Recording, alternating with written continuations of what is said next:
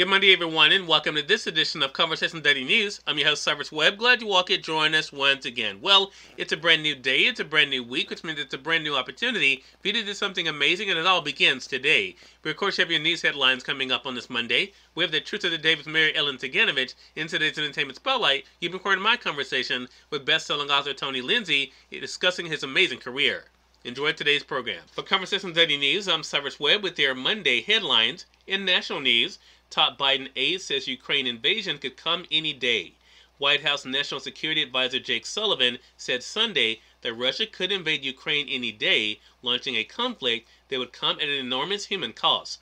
The senior advisor to President Joe Biden offered another stark warning the day after U.S. officials confirmed that Russia has assembled at least 70% of the military firepower it likely intends to have in place by mid-month to give President Vladimir Putin the option of launching a full-scale invasion of Ukraine. If war breaks out, it will come at an enormous human cost to Ukraine, but we believe that based on our preparations and our response, it will come at a strategic cost to Russia as well, Sullivan said. Sullivan did not directly address reports that the White House has briefed lawmakers that a full Russian invasion could lead to the quick capture of Kiev and potentially result in as many as 50,000 casualties, as he made appearances on a trio of Sunday talk shows. U.S. officials who discussed internal assessments of the Russian buildup on the condition that they had not been identified sketched out a series of indicators suggesting that Putin intends to start an invasion in the coming weeks, although the size and scale are unclear. They stressed that a diplomatic solution appears to remain possible. Among those military indicators, an exercise of Russian strategic nuclear forces that usually held each fall was rescheduled from mid-February to March. That coincides with what U.S. officials see as the most likely window of invasion.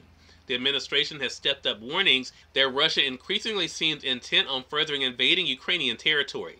Last week, Biden administration officials said that intelligence findings showed that the Kremlin had worked up an elaborate plot to fabricate an attack by Ukrainian forces that Russia could use as a pretext to take military action against its neighbor.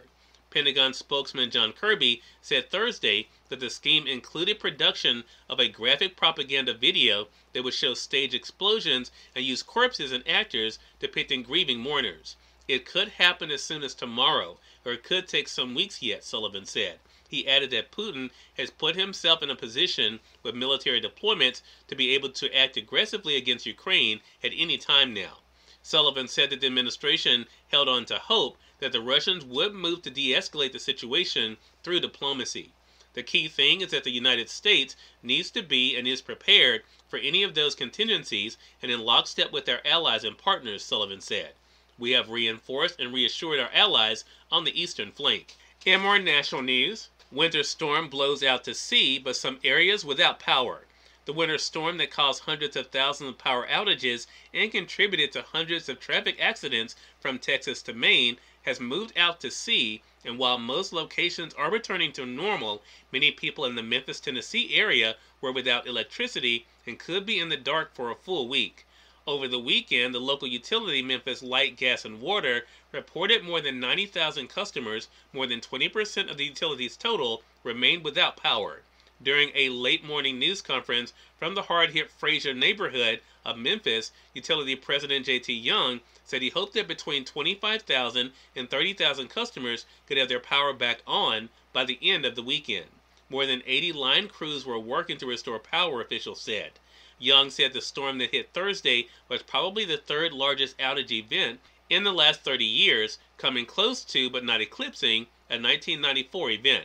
Young said it could be Thursday before all customers have their power back. In more national news, Nashville shooter receives life in prison without parole. A man who shot and killed 4 people at a Nashville Waffle House in 2018 received a sentence of life imprisonment without the possibility of parole over the weekend. Jurors handed down the penalty for the 33-year-old after hearing about 2 hours of testimony from family members of the 4 people killed. They sobbed and trembled as they talked about their loved ones and how losing them continues to fracture their lives more than 3 years later. In business news, U.S. economy defies Omicron and adds 467,000 jobs in January. In a surprising burst of hiring, America's employers added a robust 467,000 jobs last month, a sign of the economy's resilience in the face of a wave of Omicron infections. The government's report Friday also drastically revised up its estimate of job gains for November and December by a combined 709,000. And finally, in entertainment news, Jackass Forever lasts its way to #1 at the box office. That made the top 5 movies over the weekend. #1, Jackass Forever with $24 million. #2, Moonfall with $10 million. #3, Spider-Man No Way Home with $10 million. #4, Scream with $5 million. And #5, Sing 2 with $4 million.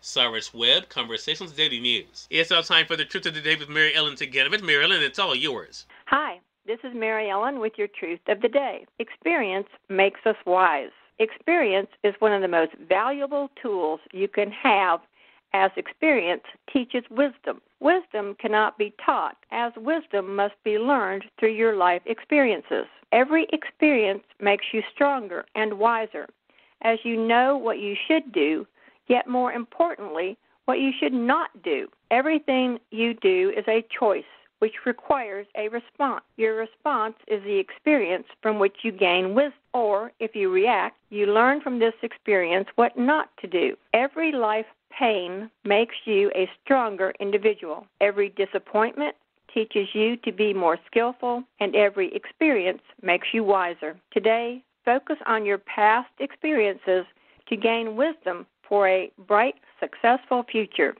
And always enjoy the day. Best-selling author Tony Lindsay is featured in today's Entertainment Spotlight. We're here on Conversation Daily News. For Conversation Daily News, I'm Cyrus Webb with the Entertainment Spotlight. Best-selling author Tony Lindsay joined me on Conversations Live, the radio show, to talk about his literary career. Here's a bit of our conversation. We mentioned on our TV segment we did for Cyrus Webb Presents Online about your longevity, and I want to start with that because I think it's an important thing for our audience to know. For those who may just be discovering you, Tony, you've been writing for quite some time. What has it been like for you to look at your body of work and all you've been able to achieve? Oh, it always makes me smile, Cyrus.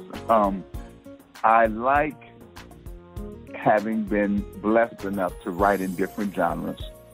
I like having had the opportunity to have people that would publish me no matter, like I wrote something and I found somebody who could publish it. And I saw that I recognized that as a good blessing, as a good opportunity. So when I look back at all I've done, I guess I'm thankful to have found the publishers, to find people who respect and enjoy my work. And so that's been the best part of it, man. So, yeah, you're right. It's been a good journey. I mean, you've been able to, and you and I have talked about this before, and it's important as we connect chestnut checkers. You are definitely an author that people cannot pigeonhole. There's some authors who you kind of know what to expect from them from book to book, right? And not saying that's good or bad, but you kind of know what kind of book they're going to deliver. With you, we never know where you're going to go with the book. Is that what you also like, that you keep readers guessing as to what kind of story you're going to deliver? Yeah, I do. I was told early on, you got to be a mystery writer. You've got to be strictly an urban writer. You've got to be strictly a YA writer. And I'm not that. If anything, I'm a black experience writer. I write about the urban black experience. Cyrus Webb, Conversations Daily News. We thank you all for tuning in to this edition of Conversations Daily News. We'll be back to guys on tomorrow with more news, Truth of the Day with Mary Ellen Ciganovich, and of course your Entertainment Spotlight. Until then, I'm your host, Cyrus Webb, saying as always, enjoy your day, enjoy your life, enjoy your world. Thank you all for choosing Conversations Daily News today. Let's make today amazing. Take care.